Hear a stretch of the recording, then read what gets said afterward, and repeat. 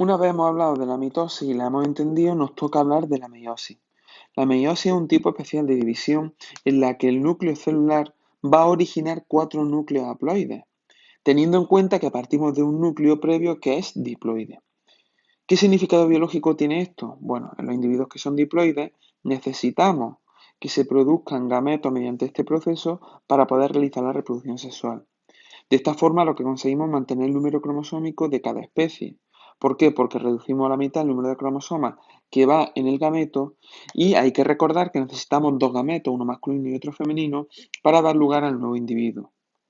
Esto hace también, la meiosis, que se dé un aumento de la variabilidad genética debido a que ocurre una recombinación y una segregación de los cromosomas procedentes de los parentales al azar. Muy importante que esto se produce al azar.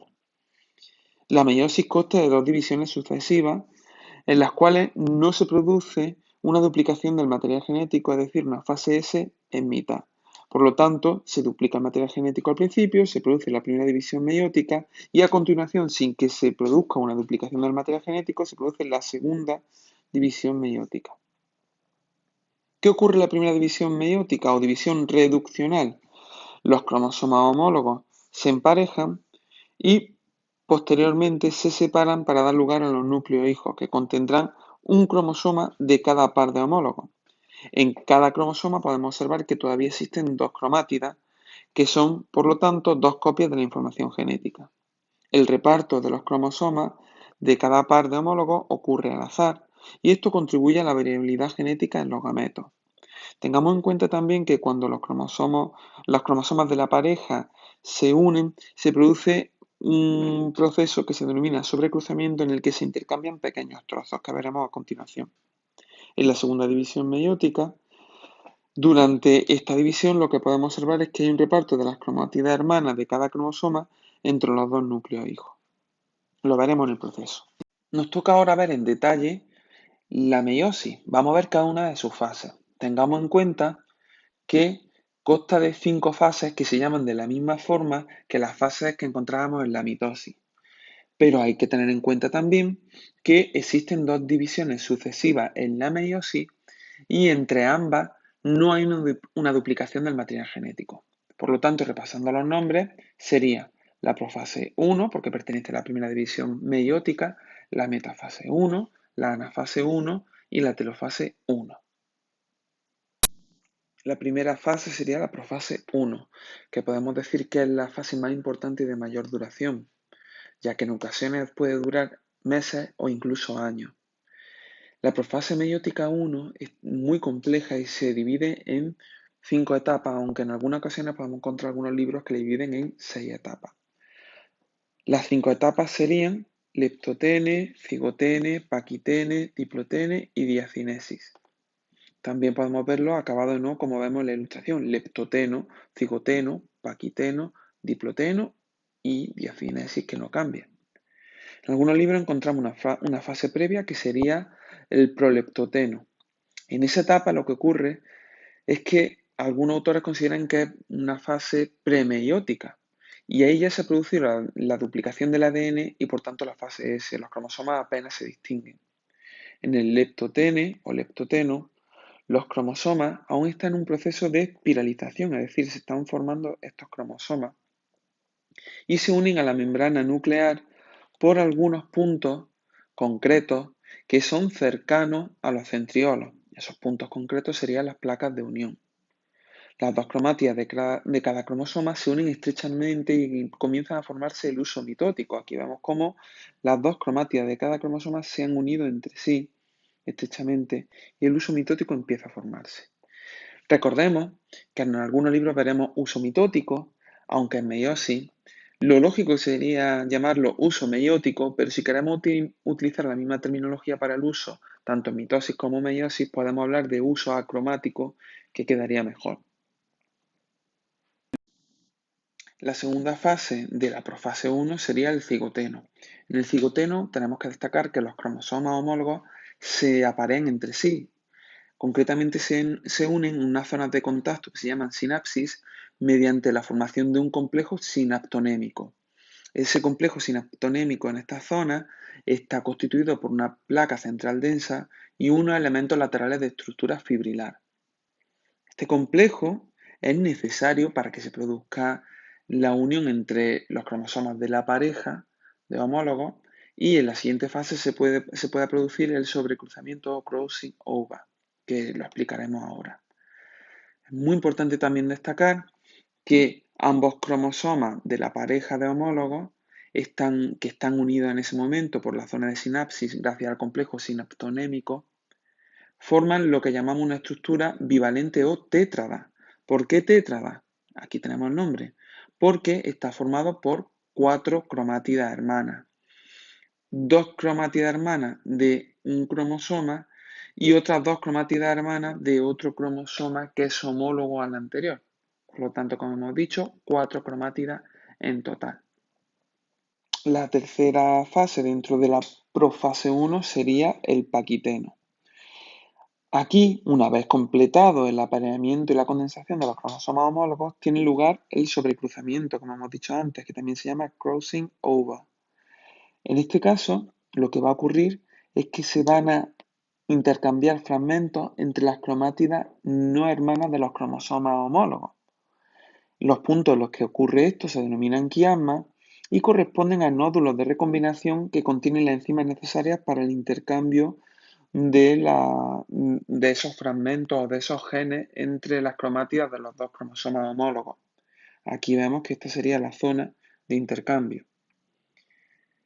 ¿Qué enzima encontramos en esos nódulos de recombinación? Pues endonucleasa, ADN polimerasa, ADN ligasa y otras proteínas que son imprescindibles para que se produzca el sobrecruzamiento.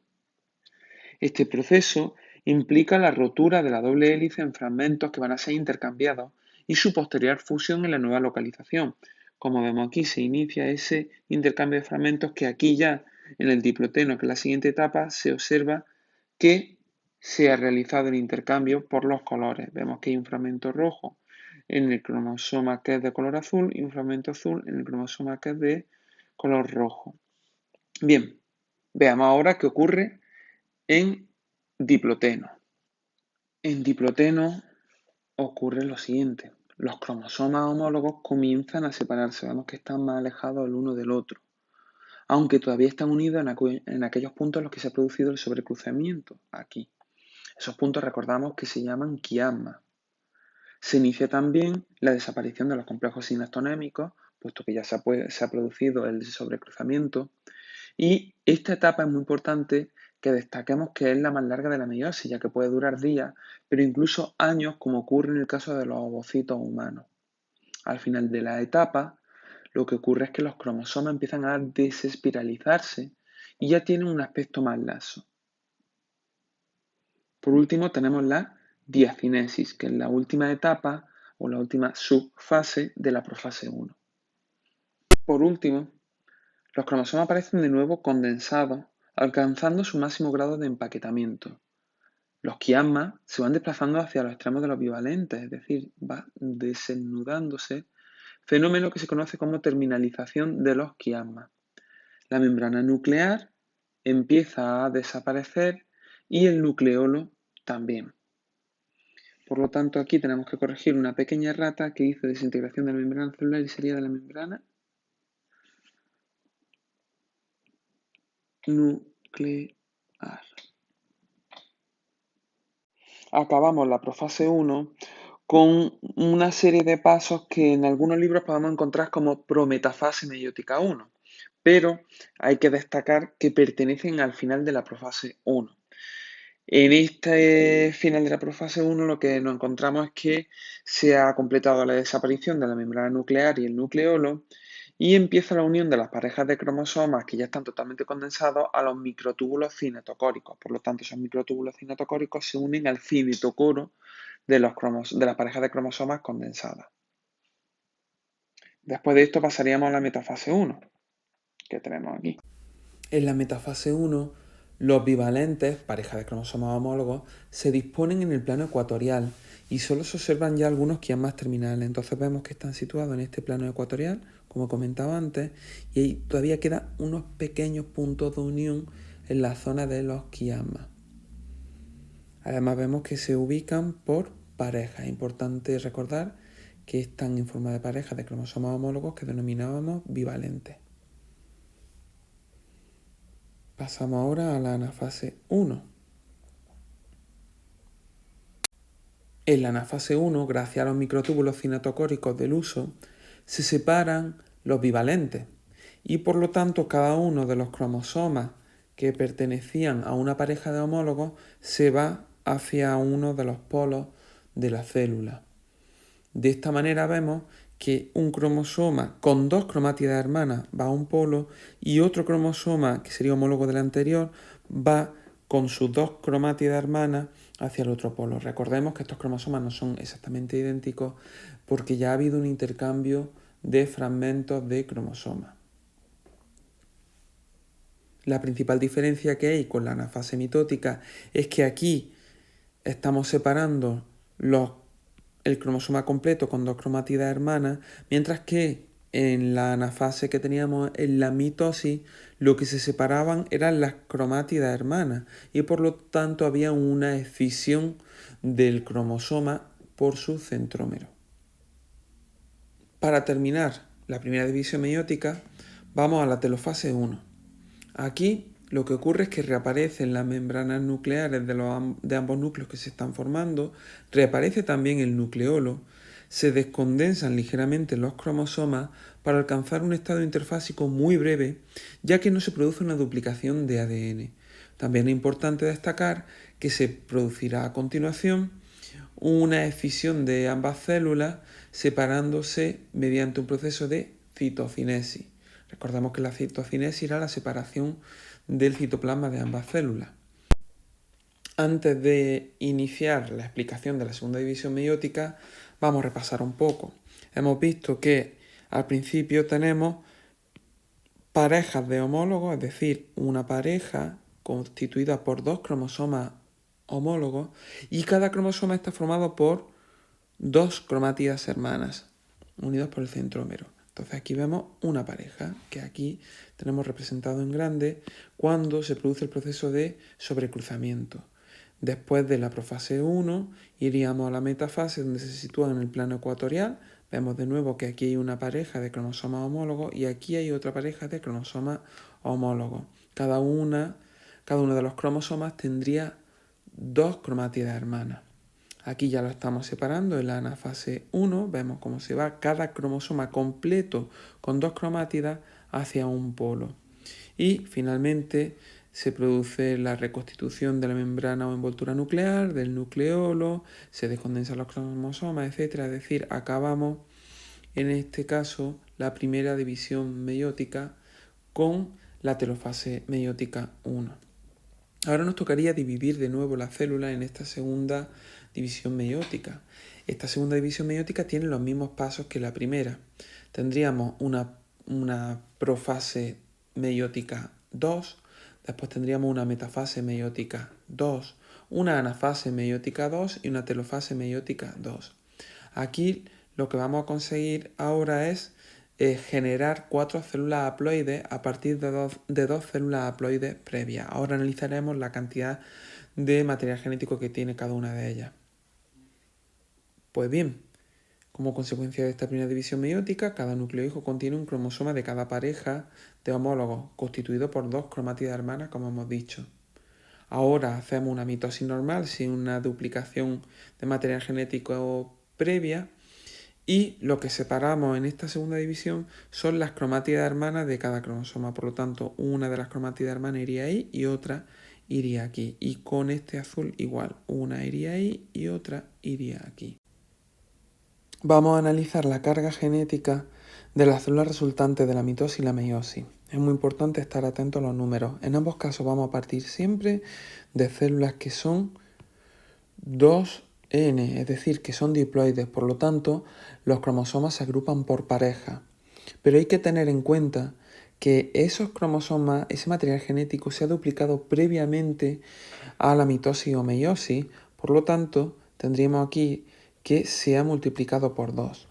Esta 2 que acompaña a N lo que nos indica es que los cromosomas se agrupan por parejas, pero este 2 de aquí lo que nos indica es que cada cromosoma homólogo está formado por dos cromátidas hermanas, porque está duplicado. Vamos a la mitosis. Aquí, como hemos dicho, partimos de células que son 2N, son diploides, tienen dos juegos de cromosomas completos y están agrupados por parejas de cromosomas homólogos, que esos cromosomas están duplicados por lo que tienen dos cromátidas hermanas cada uno.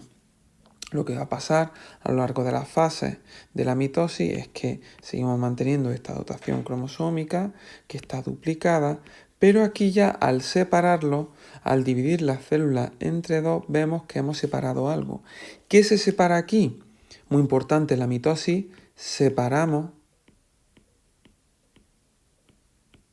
cromátidas hermanas de cada cromosoma.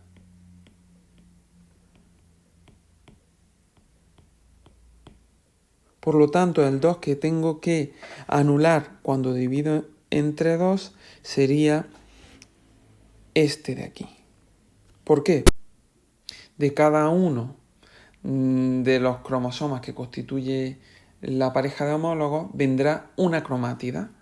Es decir, aquí tendremos una cromátida de un cromosoma de la pareja y otra cromátida de otro cromosoma de la pareja y tendríamos una carga 2N. Y aquí igual, tendríamos 2N. Por lo tanto, sí que tenemos la dotación inicial que habíamos observado al inicio de la división celular, en este caso de la mitosis. Recordemos, están en parejas, pero ya solo tienen una cromátida hermana por cromosoma. Ahora vamos a ver la meiosis. Seguimos partiendo de una célula que es diploide, es decir, 2N. Hay dos juegos de cromosomas completos, se agrupan en parejas de cromosomas homólogos y están duplicados, es decir, cada cromosoma tiene dos cromátidas hermanas. Así, durante la meiosis, seguimos teniendo dos parejas de cromosomas homólogos que tienen dos cromátidas hermanas cada uno. Pero en este caso lo que ocurre en la anafase 1 o la anafase meiótica 1 es que vamos a separar los cromosomas de la pareja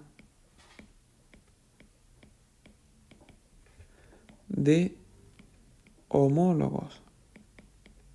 Es decir, nos llevamos un cromosoma completo de la pareja hacia una célula y el otro de la pareja va hacia la otra célula. Por lo tanto, al final de cada pareja tenemos un solo cromosoma, por lo tanto tenemos N cromosomas, no 2N porque hemos separado la pareja, que tiene dos cromátidas hermanas, ese cromosoma. Y aquí igual tenemos un cromosoma de la pareja, ya no tenemos dos cromosomas, sino que solo tenemos uno, por lo tanto N, que tiene dos cromátidas hermanas. Finalmente haremos una segunda división meiótica y en esta segunda división meiótica ya sí que separamos las cromátidas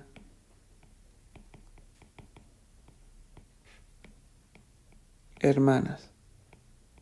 Por lo tanto, al dividir entre 2, se lo vamos a aplicar a este 2 que nos queda y obtenemos finalmente, a partir de dos células haploides que teníamos antes, que tenían el material genético duplicado, obtenemos 4 células haploides, es decir, las 4 son N, porque tienen un solo cromosoma de la pareja.